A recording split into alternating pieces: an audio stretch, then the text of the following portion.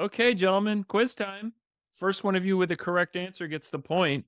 On June 1st, 2022, who tweeted the following? What a long, strange trip it has been. Now it's time to rock and roll. John Hinckley Jr.? Yes, the point. That's a very good guess. Travis, you hesitated. Why did you? I don't know. What a long strange trip. It's a Grateful Dead thing, right? I'm not a. I It don't know sure my Dead. is. Yeah, I don't know Yes. my Dead stuff at all. So But you can see what he's saying, right? for sure. You know, not everybody shoots the president and spends 40 years in a mental hospital and then becomes a rock star. They sure don't. I thought that was a good motto for today's episode, actually. We've been on a long, strange trip of our own, gentlemen, into the rabbit hole of John Hinckley Jr. and the history of the insanity defense. And it's been like surprisingly fun, as all our 5-star reviews on Apple Podcasts seem to know. We're surprisingly entertaining.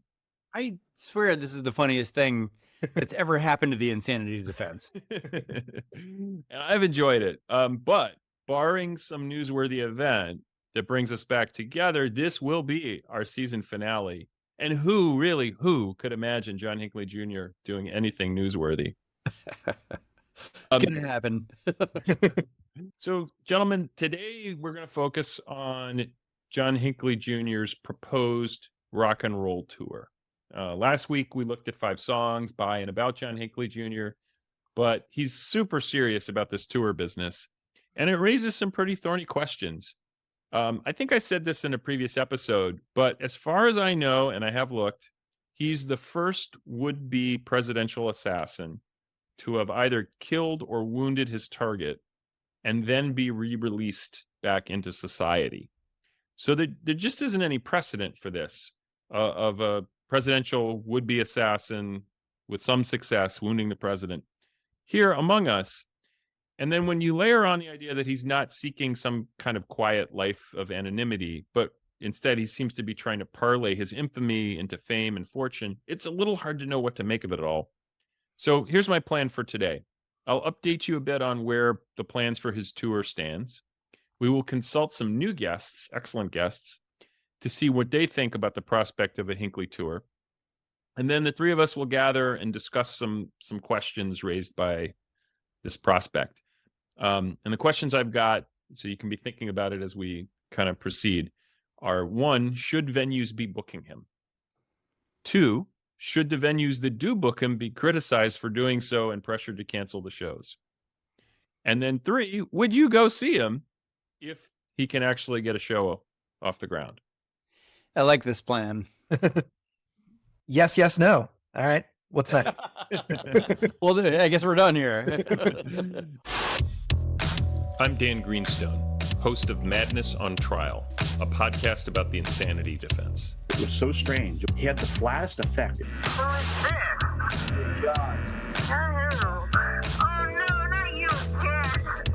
This season, we dive deep into John Hinckley Jr.'s assassination attempt against President Reagan.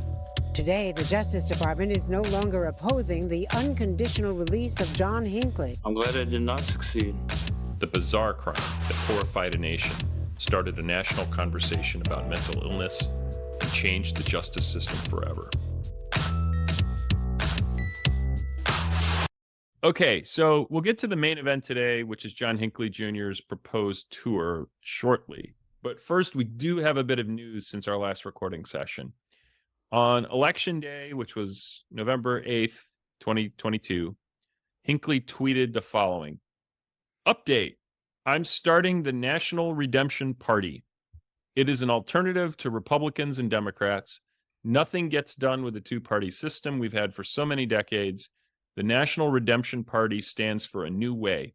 We are for peace, love, racial equality, LGBTQ rights, abortion rights, animal rights, and the Green New Deal. We oppose capitalist greed anywhere and everywhere. The National Redemption Party is for the downtrodden. We are for the men and women who have been bruised and battered in life. We offer you dignity, a better way of life, and liberation from the oppressors who are keeping you down." So I'm a Democrat, but I don't want to use the word Democrat. Yeah, I'm looking at it like maybe animal rights, not so democratic. But they're not against them. I Well, mean, but they're not- Cory Booker, you know, Yeah, Cory Booker, I guess. They're not doing a lot for them. not a ton. I gotta say, I very much don't like that it's coming from a guy who tried to shoot a president, but that's a pretty decent platform, and it also, like, I love the idea of America adopting a third party. This back and forth, two thing is terrible, but it sounds a whole lot like the Democratic platform, doesn't it? And it doesn't sound that different from Andrew Yang's third party. And Yang's thing is darn similar, isn't it? Yang and Is he that lefty? So notice this sentence. lots of peace, love, and What about we oppose capitalist greed anywhere and everywhere? that's not Yangy, but Yeah. Well, although, I mean, you got to think that Yang was talking about universal income, right? Which is pretty socialist. so we're a little to the left of Yang. Mhm. Okay. Does this, and I'm going to screen share for a second, and just calling back a little bit, I guess, our last episode. Here's the picture he tweeted out along with that tweet. Oh, it's. oh, I mean, Describe. okay. I can't. I didn't think it looked like a swastika until you guys told me it looked a little bit like a swastika. But now I'm looking at it, and you got this dude who should not be wearing sunglasses under almost any circumstances, wearing the sunglasses, trying to look cool between what looks like two very Reiki to John Hinckley community Yeah. insignias. And the- he's got the symbols framing his head, sandwiching his head. And Yeah. the facial expression, like, I'm sure he's going for neutral, but Huh. it And- feels menacing. And the shirt, like, I guess it's slightly better that it's not an actual brown shirt, but black shirt isn't that much better if you know the history of fascism. It's in the ballpark, damn it. All right. Oh boy. Well, so if you're confused, and maybe you're not, I don't know, but some found this confusing, apparently, his tweet about his new political party. So he did an update, and he wrote, I'm not going into politics. I'm a singer-songwriter. I started the National Redemption Party for my fans. In just one day, we have 250 plus members in the party. Also, I need a secretary who can help with typing, mailing, etc. And then he gives his email address, and I found this really fascinating. I mean, nobody would get out of the hospital today and be like, Yahoo it is. No, he must have gotten it back in the clink. And I can empathize because I actually have a Yahoo email address, but I don't use it for anything except old friends, because I feel like it signals, I don't know what, death. Oldness. It does. I'm sorry, but Outdated. yeah, like a lot of. I expect to get like, hey, can you help me figure out how to work my iPad from a .yahoo? Yeah. that's- Well, he does need help with typing.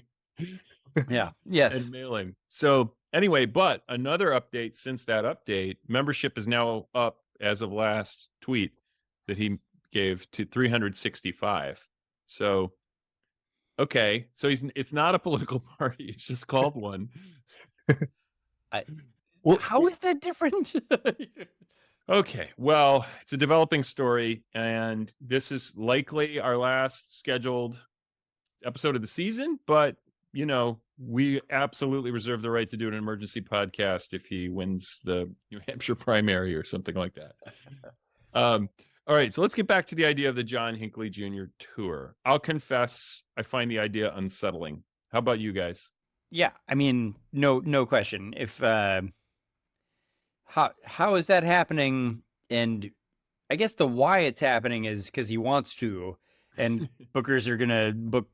Bookers are gonna book, right? That's their job. But yeah, freaky. Okay, well, we're going to unpack kind of what's creepy about it a little bit later, but first let me bring you and the listeners up to date on the kind of ups and downs of this whole proposed tour. And so as of today, and we're recording in mid-November 2022, I believe I've totaled it up. I think he's scheduled 6 shows, but hasn't performed in any yet. 5 have been outright canceled. He's still got one on the books for Albany, New York, and he won't say the name of the venue because he feels like once the name of the venue is announced, there's a backlash and then the venue inevitably cancels. But so far, I haven't heard that one's canceled. We will see. The twists and turns of this began back in spring of 2022 when he announced that he was going on. He was calling his redemption tour. What do you make of that name? I mean, it's come on, man. Listen, he put some negative energy out into the world 40 plus years ago and is now trying to put some positive energy back out into the world. And, that Very reasonably, that's the positive vibe you got there. And his songs are positive, right? They're sweet, little nothing songs. Okay, so his first show was booked at the Market Hotel in Brooklyn in Bushwick. It sold out very, very quickly. And then after the announcement of that show, he announced one in Hamden, Connecticut, then one at the Logan Auditorium here in Chicago. And we bought tickets and we're set to go. Now, it's complicated. We didn't feel great about it. We'll dive into that later, but we were going to go interview people is sort of the idea. Hinckley was super psyched. And when it became clear that the audience was mostly hipsters, he told the Washington Post this. He said about these young folks who had bought tickets, he said, "They don't have their parents or even their grandparents' prejudice about me. They're open-minded," which I thought was interesting. And in the same article, they interviewed a woman named Bunny Gobert, who lives here in Chicago. And she does some work for him, I think, on the website also. And she told the Washington Post that her generation, quote, "is more willing to forgive Hinckley because his infamy pales in comparison to the new realities of growing up in the weird, dark America after 9/11. Our world has less shock value than in 1981, she said." What do you think about that? Are you sympathetic to that? Kind of am. I mean, there's some good stuff in there. I get it. Well, she went on to say that his story of recovery from mental illness is really inspiring. She said, after being put away like that and judged, he could have chosen anger and resentment, but instead he chose to make songs of peace. Yeah, I mean, I think it's great that he wants to make songs of peace. I don't think people are going to see him to hear his message of peace. I think people are going to see him because he tried to shoot the president. And that's the whole problematic point of it. Well, one thing I wondered about was like the phrasing she used. She said he could have chosen anger and resentment. I was like, really? Like, anger at who and resentment for what? Like, he was treated as humanely as possible by the system. He went to a mental hospital, not prison. Like, what is there to be angry or resentful about if you're him? And, and she says he was judged. Well, yeah, he was like By a judge. by a judge. Yeah. Well, in any case, not everyone was as charitable as Bunny. Not long after the announcement of his tour, the cancellations started and then just began piling up. One by one, the venues began refunding the ticket money, canceling the shows. Hinckley was understandably upset by this. He said, "I'd been thinking about this concert for several months now, planning and practicing." After those cancellations, the first couple, he decided to rent his own theater in Williamsburg, Virginia, where he lives, at the library.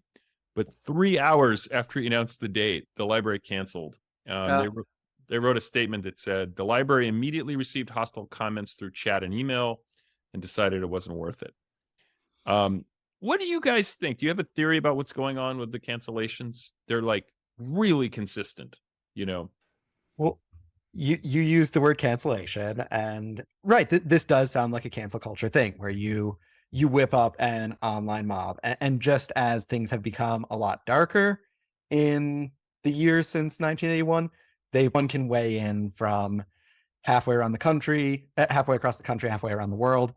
And I don't know. I'm not rooting for him to have a successful musical career, but I mean, like I don't love the online mobs that apply pressure and things like that.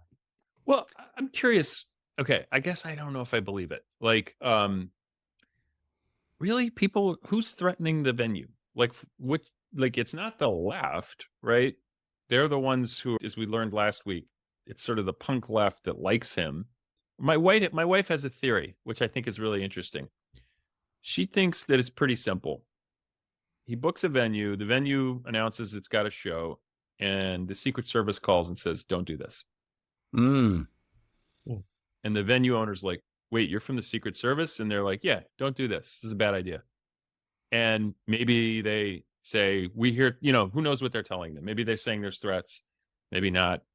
But in each case, 5 for 5, they've Yeah. canceled once the name's been revealed. And I find that, like, we know that the Secret Service, Del Wilbur told us the Secret Service is still watching him. That sounds right to me. That's a good theory. Your wife's onto something there. But also, Go, Abby. yeah, go Abby. Bookers talk. They talk to each other all the time. And if it's I know this from playing live gigs, if a band is being a jerk or, not doing what they're supposed to do or showing up super late, they're not going to get that next gig ahead of time because the booker for the next venue is going to call the booker from the previous venue and say what happened. Well, Travis, what a segue, because we've got a booker who's talking to us. And we did an interview. You and I were both there. Daniel couldn't make it. And his name's Donnie Biggins, and he's the owner of a great little venue in Chicago called the Golden Dagger, veteran concert booker for other venues as well. And we had him talk us through this whole process of, like, how do you vet an act, and when would you decide I don't want to work with this person, and that kind of thing. So let's go ahead and roll that, and we'll talk about it on the other side. Donnie's awesome. Here we go.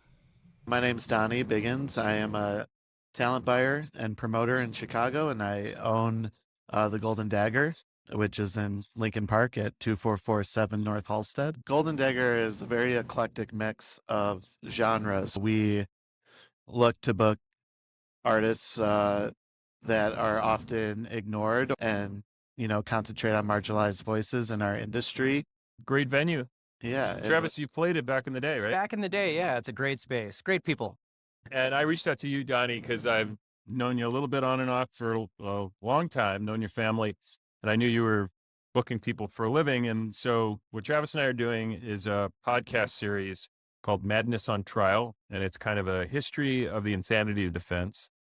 And we'd already decided to do this when we saw that he was going on tour. And we kind of couldn't believe it. And I thought we'd just have you talk us through how you would think about that. And in terms of, like, getting acts, Yeah. are they coming to you? Or are you finding them? Yeah, so that now has definitely changed. So we are getting a lot more inquiries, people coming to us, and even bigger reason for this space specifically is that I offer artists 100% of all ticket sales, which is the most friendly deal in the city of Chicago. Well, and so I'm curious if you'd heard, before I reached out to you, if you heard that there was, in fact, a John Hinckley Jr. tour coming. So I did see that announcement, and I'm not the most familiar with the artist specifically, but I did see that he was scheduled to play at Logan Square Auditorium.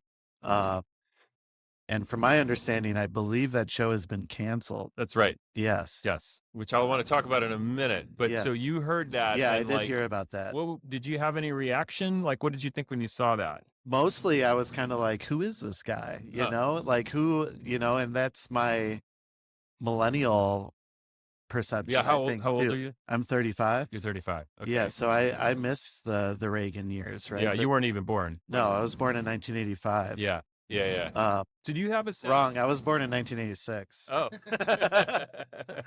So I missed the Super Bowl too. Okay. Oh, the Bears. Yeah. Yeah. Do you have a sense, like, what? I mean, do you have any sense of the Reagan assassination attempt? Like, do you have any sense about what it was about, or? Not what happened? totally. No. And I feel like I could have prepped a little bit better. prior to this, Well, but- that's our job. Yeah. No. That's not what. But I do know that he attempted an assassination on Ronald Reagan. Yeah, and he shot 3 other people, one of whom died literally decades later from the wounds. Okay. But Reagan recovered, as did the other 2, who were a policeman and a Secret Service agent. And so you don't know, like there's like a. Well, we're going to tell the whole thing in this podcast series, but there's a wild story. Like he was trying to impress the actress Jodie Foster. Does that ring a bell at all? Yeah. Yeah. So you mentioned already that the Logan Auditorium was booked and then it was canceled. And I've been emailing with John Hinckley Jr.'s manager, and they won't comment on what happened. Can't say with certainty, but it seems likely that there was like some public shaming of the venue for hosting him. And it got me thinking, not so much about him, but like, I'm here with 2 musicians, so I hope this doesn't come across wrong, but there's sometimes some erratic behavior from some people in the arts. And like, has that ever been a concern of yours when booking an act, is like ethical or criminal past? Definitely, actually. I think that we, more often than not, take that into consideration today. And, I think mainly it comes from more of a past of abuse or different, if a performer has a history of sexual harassment or abuse towards women or things like that. That definitely goes into consideration of booking for us. And those are, artists that we don't support or get behind, and try to put up some barriers there and let it be known that we're not okay with that. Do you like check or vet an artist, or is it sort of like, oh, I remember hearing this troubling thing, I'd rather not look into them? No, I would definitely vet it. And I think there's a lot of gray area in that too. And it's he said, she said scenario that can play into it. There's, it's like whose side are you on, or whose story side are you on? And I think that can be a difficult thing. All I can do is try to kind of take in all the information I receive and make decisions. And if I'm having to do that for criminal past, that's a really difficult thing to try to determine what's right or wrong from a venue perspective. Yeah. And like, just to take a hypothetical, like let's say R. Kelly, who's in prison. Yeah. Like, imagining he ever gets out of prison. Is that something you'd be like, no, not interested in? Or like, you're like, well, he served his time. How would you think about that? In this hypothetical specifically, I would definitely not work with R. Kelly based on my own memories of him coming to Oak Park and River Forest High School and seeing all of that face to face, seeing, his predatory behavior. And that is more even on a personal level where, I knew girls that I went to high school with that, would hang out with R. Kelly. So, but I remember when I was teaching there, I remember hearing those stories. Yeah. Yeah. So I think on that artist specifically, that would be a situation where I do think I would say, no, absolutely not. He doesn't deserve to be in this space whatsoever or be able to profit off of, this industry. Yeah. One of the really unique things about the Hinckley situation is, while he definitely did shoot Reagan, he was found not guilty, but in a very particular way. He was found not guilty by reason of insanity. And that's, I think, one of the reasons we're interested in talking to you about this is, so, he's been released, like, from the mental hospital under a judge's supervision after many decades. And so I'm not quite sure we've grappled as a society with what do we do with those people, and I'm wondering if you, having been released after from mental health custody, after having been found not guilty by reason of insanity, is different from someone who was found guilty, serves their time, and then is released. Do you think about those differently or similar? These are difficult questions because I personally am somebody that believes in forgiveness. I believe that people can change and that people can make mistakes in their lifetime, and that we also all have one life.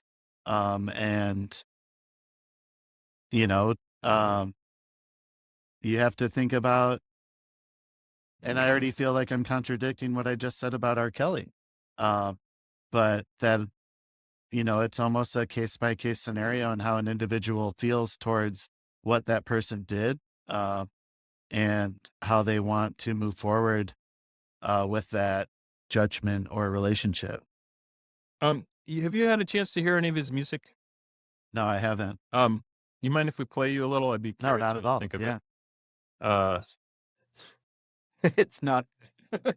Well, it's not terrible either. Yeah. I'm Don't voice the jury. Yeah, sorry. This is a song called Majesty of Love. We all are striving to be free. We're in harmony. This is the majesty of love. When every couple settles down, goodness will be found. This is the majesty of love. I mean, John Hinckley's music, it sounds like kind of some sappy 60s pop or Yeah. like that type of era. Would it be just, we only played you a little snippet, but Yeah. just from the quality of the singing, the songwriting, guitar playing, on its own merits, that be something you would book? I would probably not book it. No. And I think most often when I am listening to a new artist or somebody that I've never heard of, I give them that exact amount of time before I make a decision. Good to know. Which is like fair to me. But it's also just because I've sifted through thousands and thousands of inquiries over the years, and I can feel like, is this something I want to work with or not? And is the quality there, or I don't know. Yeah, it's usually a fast, quick judgment on my side. Yeah, so I'm with you on that. I think Travis is too. The music's not that good. The songs aren't that good. They're pretty cliche, generic. And that raises to me like a troubling part of this, which is he seems to be selling out venues not because of the music, but because of the infamy of shooting the president. And when you think about it in that light, should that give a venue owner pause? I just don't know what the goal is. It's like, what's the point? Is it just to sell drinks to 500 people and take advantage of this person? And Yeah. that seems to be kind of what the common theme might be, is that, oh, we're going to ride this wave of trend and then just move on and forget about it. Well, and I was curious, like a couple of the venues that we know he's booked, and some of them I think have since canceled, but I think not all. I found them interesting, and I'm wondering if you have any thoughts on them. So one of them was the Logan Auditorium here in Chicago. Another one is the Market Hotel in Bushwick, Brooklyn. And I don't know Brooklyn that well, but I do know Chicago. Those sound like kind of hipstery venues. Does that, with what you heard about his music and with what you know about those neighborhoods, does that make sense to you that would be an audience for him? It seems to be like it doesn't make all that much sense. I guess the way I can make sense of it is if it's all a big joke. Right. Like, isn't it hilarious? I mean, what's the joke though? Is it the fact that is the person the joke? What's the point to go see him? It's a good question. So we reached out to a band called Elway. They're like pop punk Sure. from Colorado. Pretty good. Guy was super nice when we interviewed him. And he covered that song that I just played for you. And he said that he wasn't surprised in the punk world that there was like a sort of that's cool about Hinckley, and part of it was that people just hate Reagan so much. Sure. Can you unpack that for us, because it seems like so long ago to me? Like, why would that be? Why would people hate Yeah, Reagan? why would people still hate Reagan? Like, people. Well, I weren't think born, I think we're dealing with Reaganomics a lot, right? Still to this day, and what they changed in our government, and undid a lot of the late '60s movement that was starting to get us into more of a progressive, uh, social take. There were a lot of social issues that were not fixed, but they were at least addressed in a way to try to move us forward. And I felt like at least history has taught us that when Reagan came into play, that all kind of got squashed, and then it was just followed with Bush, and then and Clinton kind of snuck in for a little bit, but I don't think we've still to this day look at what's going on with abortion, and the fear of all of that today. So So maybe the joke's on Reagan. yeah, sure. Yeah, I mean, it could be. I do think that it is very punk in a way, and it fits that demo music wise in terms of what the audience favors, especially politically. Okay. So I think that that's like, it's like a fuck Reagan. I curse. Is that okay? Yeah, All right. please. Yeah. It's just it's like fuck the man Yeah. type of attitude. It seems like he's using this like populist, I'm popular for attempting to kill people. So now buy my music. It seems pretty stupid for a fan base to support something like that, or like align with that. Well, and what troubles me maybe most is these songs we just played you on Majesty of Love. There's another one called You and I Are Free. I don't think you have to squint that hard to think that they're maybe for Jodie Foster. Yeah. And he doesn't mention her. He doesn't use her name, but he remained obsessed with her long into his stay in the mental hospital. Well, just one more question for you, I think. The Reagan Foundation published this statement, which I'll read, and I'm just curious what your reaction to it is. They said that Mr. Hinckley is the man responsible for the attempted assassination of President Reagan and the shooting of 3 other brave men, one who eventually died of his injuries years later. We strongly oppose his release into society where he apparently seeks to make a profit from his infamy. Does that track with you? Can you get behind that statement, or do you think, because there's another school of thought where like, look, he was released, just let him do his art and do his thing. How do you think about that? That is difficult, because it is, you want to, I want to always try to allow anyone to be an individual and create the art that they want to create, whether I agree with what they're doing or not. I'm in a privileged position to say, that's great that you've created this art. I'm not going to support it. But best of luck to you and your mission and your agenda. So I think that they are dead on that he is trying to use this infamy to profit, and build a career off of it. And so I think that they're correct in that statement, at least describing what he's trying to attempt. The questions we're asking you about this stuff is stuff we're also literally wrestling with as well. And, Yeah, and to be honest, we were going to go to the show and try to interview people like, why are you here? Sure. But we actually felt kind of creepy about even that layer of move from it. We're telling ourselves we're doing it for the podcast and we're examining the insanity defense, which we are, and we're having law professors on and that kind of thing. But at some level, we're maybe also part of this system. And if we buy tickets that we're kind of putting money towards or making it to a wider audience. Yeah. We didn't feel great about that. So like, it ended up getting canceled, so we didn't have to really sweat it. But yeah, it was, we had to think about it. Yeah. I mean, it's an interesting thing in general, because we support people that do horrible things all the time. We support companies that treat their employees like shit. Yeah. You know, I mean, there's lots of different things, and it's out of convenience or easiness or, Yeah. you know, or I don't know. I think, But at least at least the product is good. You know, yeah, like this is not that. This is Yeah. like the only reason to go is to see this like curiosity act, right? Yeah, Yeah. and when we got into his music, I mean, the thing that I really noticed when Dan showed me his music at first, it's not terrible. It's not like he's incompetent. It's just very generic, right?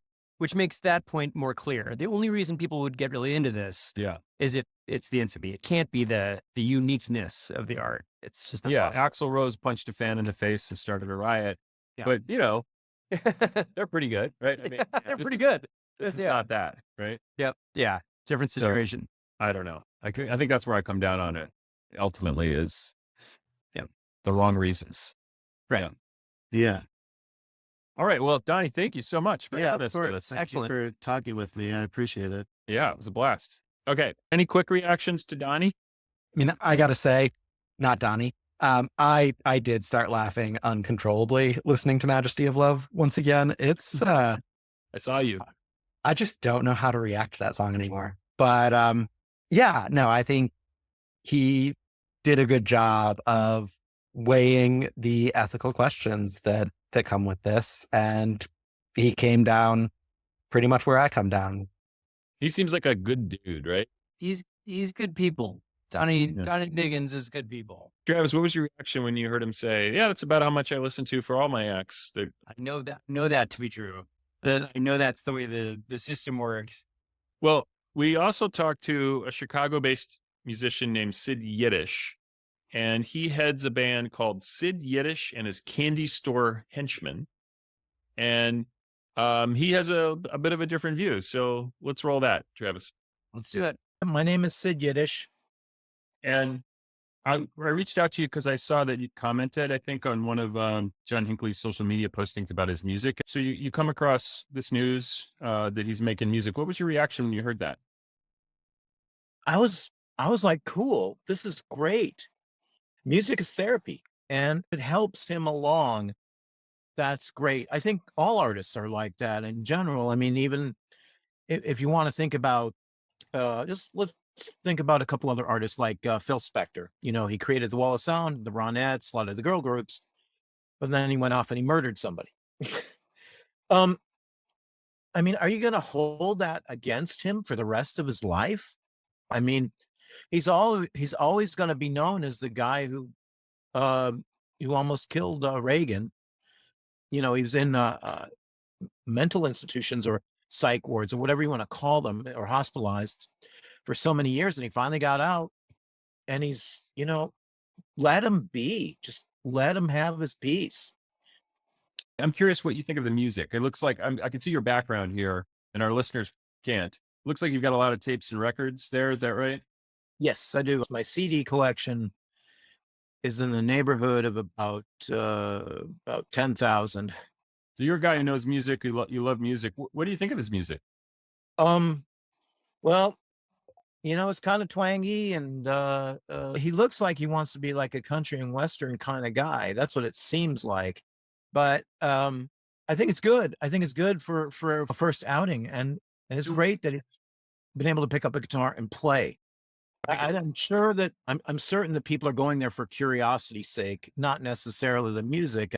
You mentioned the concert. Do you think you'll go if Absolutely, I will go. I will go. I will go. Absolutely. The one part that maybe gives me a little pause is if you consider his history, this is a guy who wanted to be famous, like from when he was very young, and was diagnosed with narcissistic personality disorder. And unlike, you mentioned Phil Spector earlier. Okay, Phil Spector was a musical genius, right? And then he did some terrible things. Here, you have kind of the reverse, which is he doesn't appear to be a musical genius. He's okay, but he's not a musical genius. His fame is coming not in spite of his evil actions, but actually because of them. And so in some ways, people going to the shows and listening to music, are they rewarding him?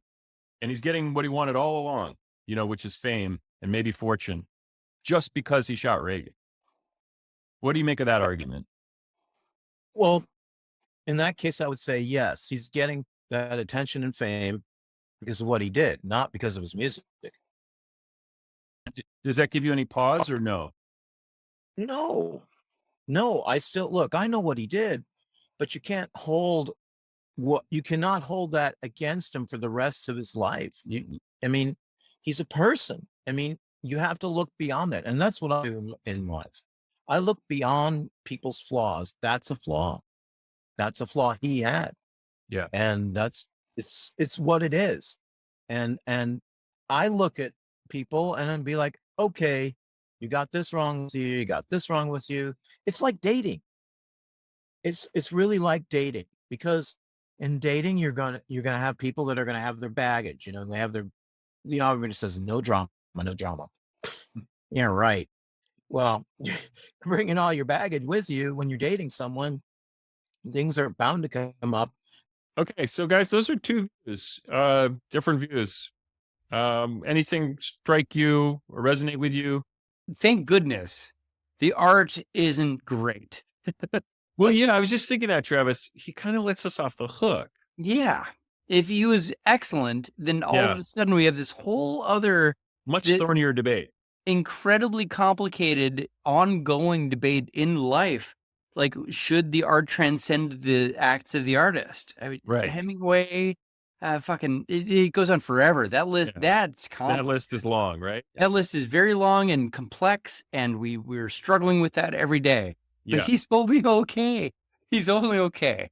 And that changes everything. That's like, oh, you. Okay, we can go. Yeah. We don't have to worry about this. No. Yeah. I think that's right. And so, but, I was wondering when they said if we were going to host an event for the principal, well, wait, what was that principle? Is it free speech or like, what is the principle? So let me give you guys just a little thought experiment. And because I think we're kind of on the same page, it sounds like, which is we don't think these venues, let's go through our questions. We don't think these venues should be booking him. We think it's fine to criticize them for doing so and, toughen up venue and either take the criticism or don't book them. And then would we go see him? Well, that one's tricky because we did buy tickets, but like, but we don't have a very specific interest, So I don't know, Daniel, would you go see him apart from this show? Right. Like, I don't think I'd go see him. But I guess I might disagree on should venues book him. I think, I'm not saying that any performer has a right to perform, at Carnegie Hall or whatever venue they're interested in. But I would be very curious if John Hinckley Jr. adopted a stage name and he just said, I'm going out on stage as Frank Smith and here are a couple of tracks, and just see if anyone listened to them without knowing that he's John Hinckley Jr. That is a good idea. Yeah. Like, why, so here's a little thought experiment. If he hadn't gone right on Twitter and YouTube, what if he'd just shown up in Williamsburg at the local coffee house for open mic night? And maybe some people recognized it was him and maybe some didn't. And he just played a couple tunes. I think I'd be totally fine with that. Exactly. Yeah. No problem. That isn't what happened.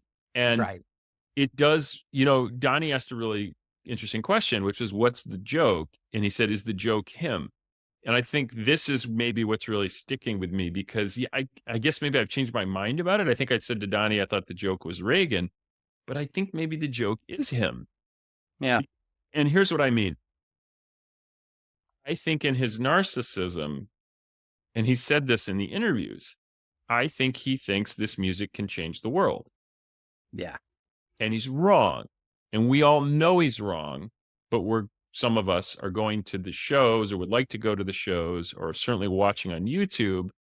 And he doesn't know that they're laughing at him.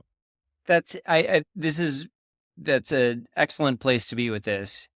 If he thinks the music can stand on its own, then he should prove it that way. It shouldn't be attached to the infamy. It shouldn't be attached to the name. It should stand alone, and I can guarantee you that the music standing on its own is just not that good. It's just mediocre, and there's a gazillion mediocre singer-songwriters. We blame the people who are viewing it on YouTube and buying the tickets, and the bookers who'd like, oh, this will be a cheap way to sell tickets. Is that what we're saying? Yeah, I mean, at the end of the day, the platforms that we have in 2022 allow someone like John Hinckley Jr. to cultivate an audience, and I think there are a lot of